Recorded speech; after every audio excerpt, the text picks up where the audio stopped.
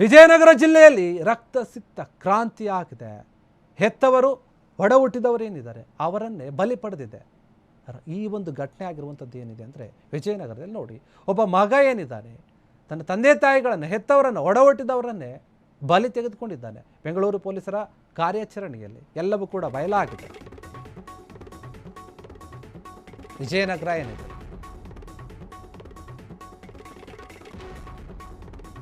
ಅಲ್ಲಾಗಿರುವಂಥ ಘಟನೆ ಇದು. ಏನೇನು ಆಗ್ತಾ ಇದೆ ಅಂತ ತಂದೆ ತಾಯಿಗಳನ್ನು ಕೂಡ ನೋಡದೆ ಸಾಯಿಸ್ತಾ ಇದ್ದಾರೆ. ಬೆಂಗಳೂರು ಪೊಲೀಸರ ಕಾರ್ಯಾಚರಣೆಯಲ್ಲಿ ಈ ಒಂದು ವಿಚಾರ ಬಯಲಾಗಿರುವಂಥದ್ದು ಎಲ್ಲ ಕೃತ್ಯ ಕೂಡ ಗೊತ್ತಾಗಿದೆ. ವಿಜಯನಗರ ಜಿಲ್ಲೆಯ ಕೊಟ್ಟೂರು ಪಟ್ಟಣದಲ್ಲಿ ಈ ಘಟನೆ ನಡೆದಿರುವಂಥದ್ದು. ಮೂವರನ್ನು ಕೊಂದು ಬೆಂಗಳೂರಿಗೆ ಬಂದು ಹೈಡ್ರಾಮವನ್ನು ಮಾಡಿದ್ದ ತಂದೆ ತಾಯಿ ಹಾಗೂ ಸಹೋದರಿಯರನ್ನ ಕೊಲೆಗೈದು ಬೆಂಗಳೂರಿಗೆ ಪರಾರಿಯಾಗಿದ್ದ ಈ ಆರೋಪಿ ತಿಲಕ್ ನಗರ ಠಾಣೆಯಲ್ಲಿ ತಂದೆ ತಾಯಿ ಸಹೋದರಿ ಮೂವರು ನಾಪತ್ತೆಯಾಗಿದ್ದಾರೆ ಅಂತ ಹೇಳಿ ದೂರು ಕೂಡ ಕೊಟ್ಟಿರ್ತಾರೆ. ಬಳಿಕ ಪೊಲೀಸರು ಆತನನ್ನು ವಶಕ್ಕೆ ಪಡೆದು ವಿಚಾರಣೆ ನಡೆಸಿರ್ತಾರೆ.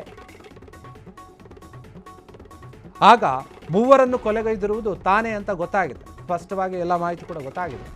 ತಂದೆ ತಾಯಿ ತಂಗಿಯನ್ನು ಕೊಂದು ಮನೆಯಲ್ಲೇ ಹೂತು ಹಾಕಿದ್ದಾನೆ.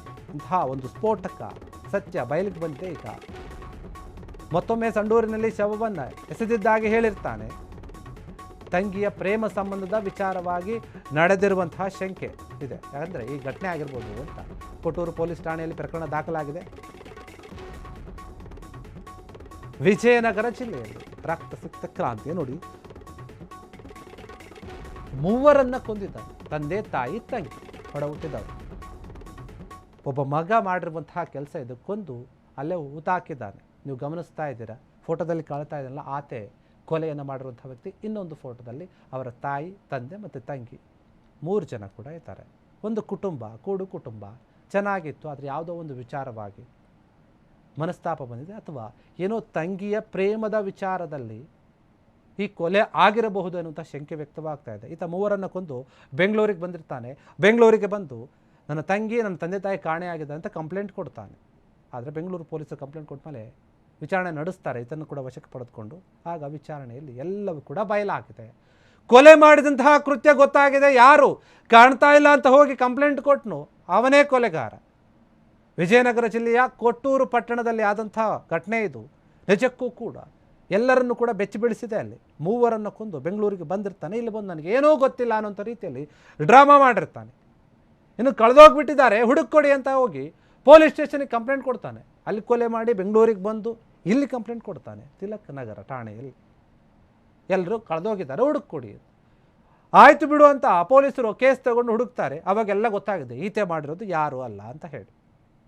ಈ ಮೂವರನ್ನು ಕೊಲೆ ಮಾಡಿ ಅಲ್ಲೇ ಹೂತಾಕಿದ್ದಾನೆ. ಮನೆಯಲ್ಲಿನೇ ಅವ್ರ ಮನೆಯಲ್ಲೇ ಮಣ್ಣು ಮಾಡಿಬಿಟ್ಟಿದ್ದಾನೆ. ಬೇರೆ ಕಡೆ ಎಲ್ಲರೂ ತೆಗೆದು ಹೋದರೆ ಗೊತ್ತಾಗ್ಬಿಡುತ್ತೆ ಹೊರಗಡೆ ಅವ್ರಿಗೆ.